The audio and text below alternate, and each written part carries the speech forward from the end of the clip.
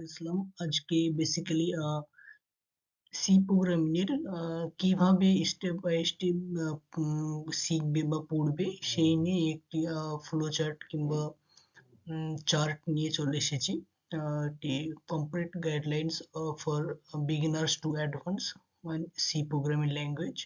তো বেসিক্যালি ফার্স্টে আমরা কিওয়ার্ড কিংবা আইডেন্টিফায়ার গুলো পড়ে নিব, তারপরে ভেরিয়েবলস বা কনস্ট্যান্ট, তারপরে যেগুলো পড়ে নিতে হবে সেগুলো হচ্ছে সি ডেটা টাইপস। বিভিন্ন ধরনের ডেটা টাইপস হয়ে থাকে, যেমন integer, float, double, string, character ইত্যাদি।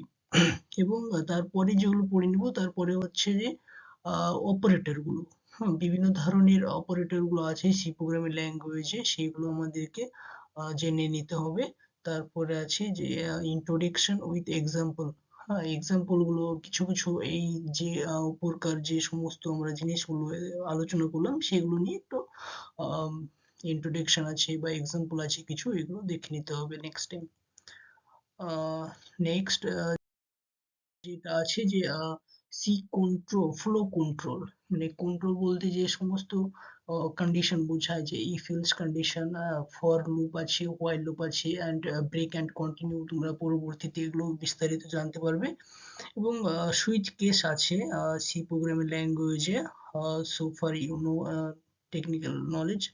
এবং তারপরে যেগুলো আছে গো টু স্টেটমেন্ট আছে, similar with switch case or if else condition, right. তারপরে এই সমস্ত ব্যাপারগুলো নিয়ে কিছু এক্সাম্পল আছে। তারপরে সেই সমস্ত ব্যাপারগুলোতে একটু এক্সাম্পল নিয়ে একটু ঘাটাঘাটি করতে হবে।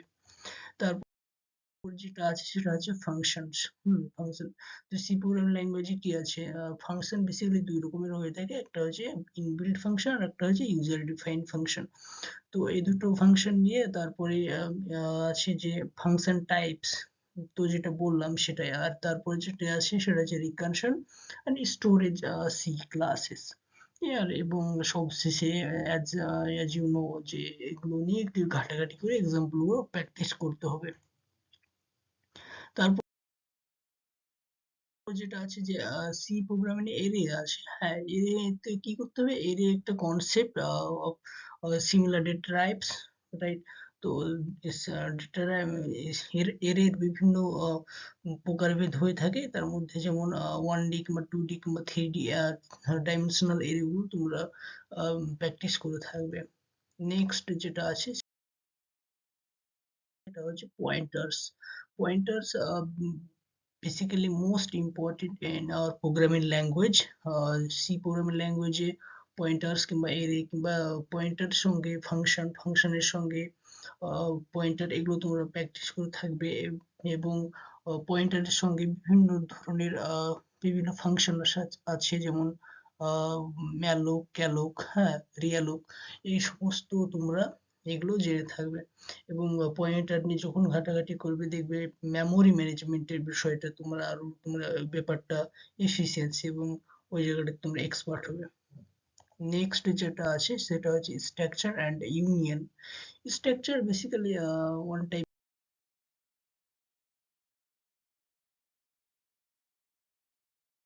of a template.